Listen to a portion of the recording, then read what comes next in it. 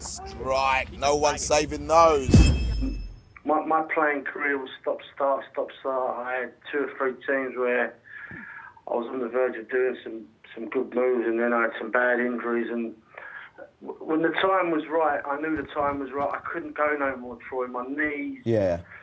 My brain was telling me you can do it, but my knees were telling me you can't. Yeah. And you know, I decided that was it. And I really got into it after that by joining Watford Football Club. My old manager, Gary Johnson, went there as director of academy, and Jimmy Gilligan was head of youth.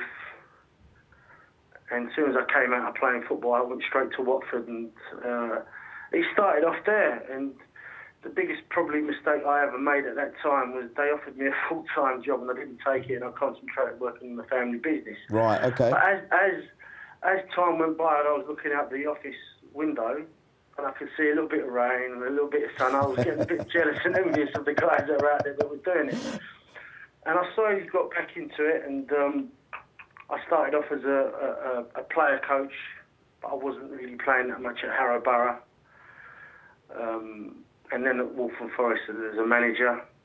And then I moved on from there to Thurrock and Grays, and then got my opportunity at Luton. So, Hakan, you make it sound so simple. You know, you make it sound like, yeah, I moved from there to there, from there to there. Similar process,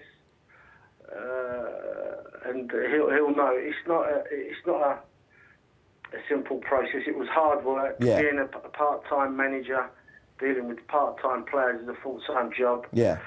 And there's endless amount of time when you're away from your family, late at nights, dealing with situations and budgets and bits and pieces, and it is quite a stressful thing. But if you love the game and you love what you do, and you want to be a manager or a coach, it's something that you may have to do. I enjoyed the time being a non-league manager. Did I pick up bad habits? Yes. Did I pick up good habits? Yes. And you learn from that. But it was challenging.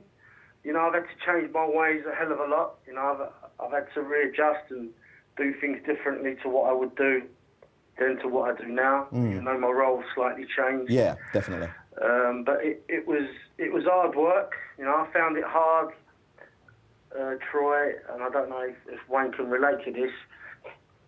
When I used to lose, I used to take it home. Yeah, yeah. And I couldn't understand why people couldn't do what I wanted to do. And I'm thinking to myself, well, is it me, or is it because I'm dealing with part-time players?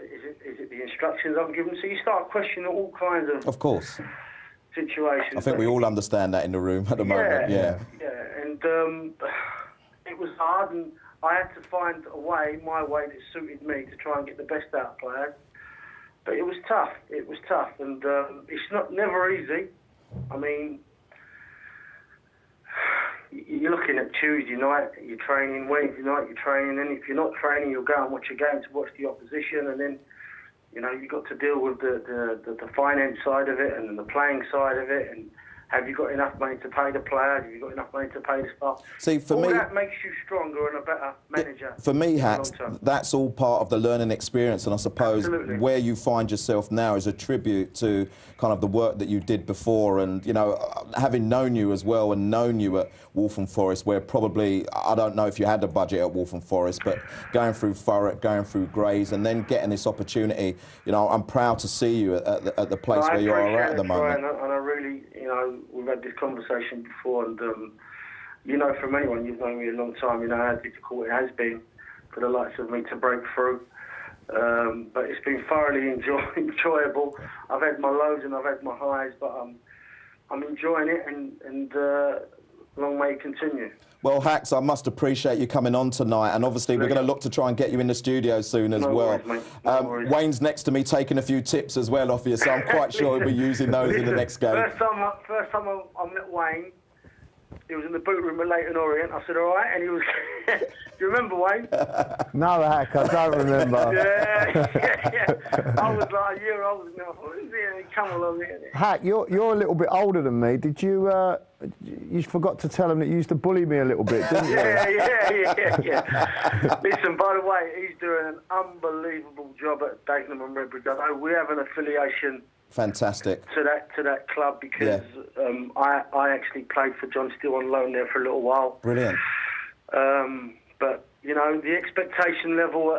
You know, when we speak to people about Dagenham, we always say, "What a wonderful and great job that Wayne's doing," because their expectation levels are completely different to ours. Exactly. You know? Yeah, exactly. You know, theirs is more about producing and pushing and surviving, and he's doing an unbelievable job.